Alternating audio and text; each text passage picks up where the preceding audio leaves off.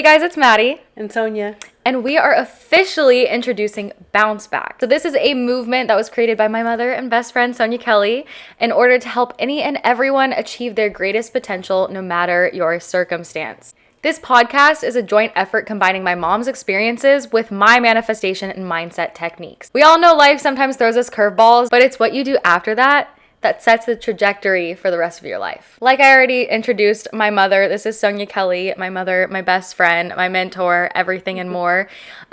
We are starting this podcast because we thought that it would be a great joint effort, like I just said, with, I'm a mindset coach, manifestation coach on my own channel, which is Mady Kelly, MadyKelly, if you want to check that out. But, I did have my own podcast and we thought we could start one together because my mom created Bounce Back, and we thought, why not make it into a podcast as well to kind of get the name out there and kind of speak on some topics that we're interested in. So we're going to go ahead and start with, why my mom created Bounce Back and kind of like what the goal with Bounce Back is and what it is. Yeah, so I created Bounce Back.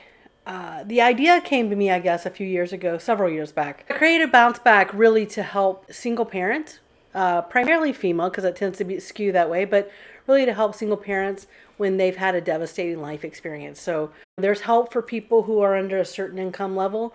The people that are above a certain income level don't need the help. So when you have, whether it be a loss of a family member or a divorce or, a job loss, whatever it might be, that it's really, it's caused you to not be able to provide for your family, Bounce Back wants to step in and help you.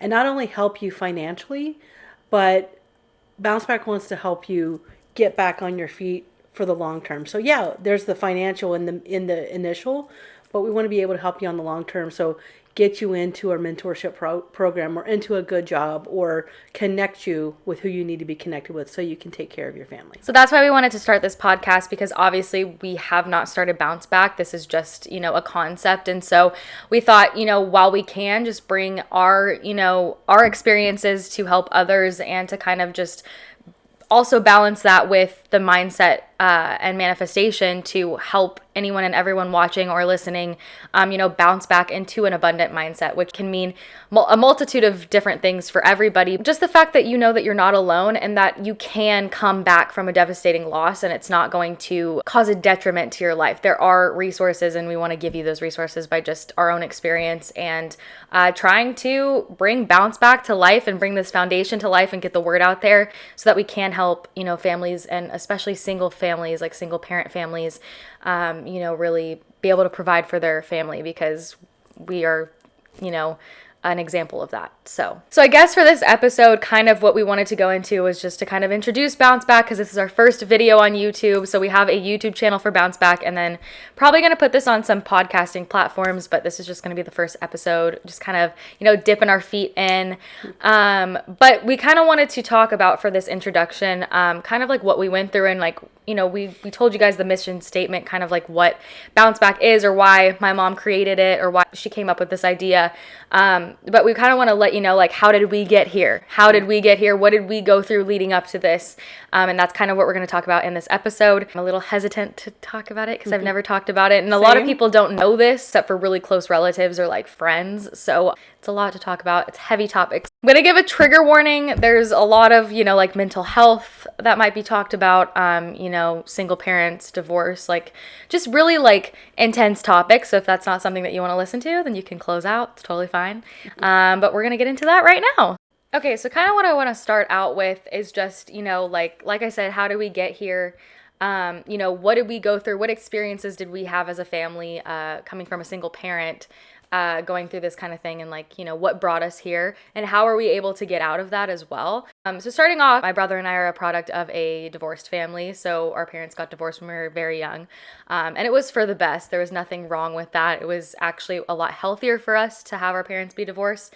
But we were well off for a while. My dad, you can go into this. So kind of like our finances were never a worry. We moved to Southern California when I was about 7 years old from Kentucky. And so, my parents, we had our own business and we were pretty well off. We were living in a pretty nice house in Southern California. We were well off, we we kind of just had the luxury of life. There was never a worry about money up until a certain point, which my mom will get into. Yeah, Maddie's right. We didn't really have to worry. I mean, of course, it wasn't like we had millions of dollars in the bank and we didn't have to work, but we worked hard. But yeah, money was not a concern. We were able to provide, and it was fine. Even when we did get divorced, it was still okay for a little bit. And then some things happened with the business, without getting into details, essentially, we just lost our income from that. So, we went from arguably living in one of the most expensive places to live in the world, not just in the United States, but in the world. I got the news that the income was gone and I had zero. So I had to figure out how am I going to provide for 2 kids on my own in one of the most expensive places to live overnight. And I did, but it was a long, tough road, as the kids can attest. Just went in and took whatever job I could get. Luckily, I had the business experience, plus I had a marketing degree, and I was able to land on my feet into a job pretty easily. But it didn't really pay that much to start out because I had to prove myself. I was starting from ground zero again. We went into a 1-bedroom apartment, then got out of that quickly, moved around several times, but it's been a long road. We've had a lot of bumps, but we stuck together. And I think the thing that I think I love the most out of that experience is how close the 3 of us became. Mm-hmm. I mean, no one can come in between the 3 of us. We are glued tight. I would put us up against anyone, any family, best of situations, worst of situations. I don't care. We are ride or die, the 3 of us. So, I think that's one of the best things that came out of it. Mm-hmm. And I think the other best thing that came out of it was showing my kids that, hey, life's going to throw you a lot of bad things. It's not going to be easy. Maybe it will, but if it is easy, if it's not easy, you're going to be able to overcome it. Because look at what I did. I was able to pull us out of that. You guys were okay. Maybe it wasn't great. Maybe we didn't have everything we wanted. We had each other. Mm-hmm. We're safe. We had a roof over our head. We had food on the table. And now we're much better than that. So, however many, almost 10 years later. Yeah, 10 years. Can you believe that? Almost 10 years next year. It does feel like forever ago, honestly, because I can't even fathom that, we even went through that. I've compartmentalized so well that I just, sometimes forget that even happened, but. Yeah, it's crazy. Yeah. So, coming from my perspective, I guess, of it, I won't go into detail, but just because, that's a thing. It is social media, and we're going to tell you as much as we can, but at the same time, it is such a personal experience, and it's something that was really triggering for the 3 of us in different ways, and it's not something that, is really easy to talk about, even after it being 10 years. Yeah. But it's just kind of bringing awareness that even the people that look like they have it good don't sometimes, and you really don't know what people are going through. Coming from a kid's perspective, in episode 2, my brother and I are going to talk more about, the details of what it was like kind of being poor in Southern California, because we were basically in the poverty range. We had one parent that kind of had to take on the roles of both, and we had a parent who was kind of non-existent for a while. And, so we really had only one income, and the one income was my mom, who had to be pushed back into work after years of, raising us, and had a degree, but you can't just, it's almost impossible to get a good job in California, coming from, not being in the work environment for so long. And so we really had to watch her just struggle, and it was hard being a child. And I was, maybe 15, and I wasn't able to really work. So, to just have to sit there idly while my mom had to do everything, it was really tough. And so it's something that a lot of people go through. And I feel like, especially, living in Southern California, it's almost its own beast, because the cost of living here is outrageous, and most people know that. And so, the best she could do, which was still a lot, was a 1-bedroom apartment, and it was in a safe area. It was close to my high school, but we all had to literally share a bed. And I was 15, 16, a freshman in high school, trying to compete with these kids who had Mercedes and Jeep Wranglers and Porsches, and their parents were buying them everything. And we had gone from having money to not having really anything. And, to watch how even the system, how messed up the system is with a single parent who literally has nothing, can barely pay rent, to be turned away multiple times when we were like about to be evicted from a house because she wasn't making enough, but she made too much. And that's like why we kind of wanted to bring awareness to all of this, because I feel like there's a lot of people who don't know this because either you haven't been in the situation or you're on the other end, but it's like this middle area of people who, we have a roof over our head. It's not the best situation, but at the same time, if you are like, there's 1 month where you don't have the money to make your rent, like there's no help. And it doesn't favor people like that. No, there's this gap. That's where Bounce Back came up. Is you've got the people that are below the poverty level and below. There's all the help for them. You got the people who make the money. They don't need it. And you've got this gap right here, and that's where Bounce Back wants to come in.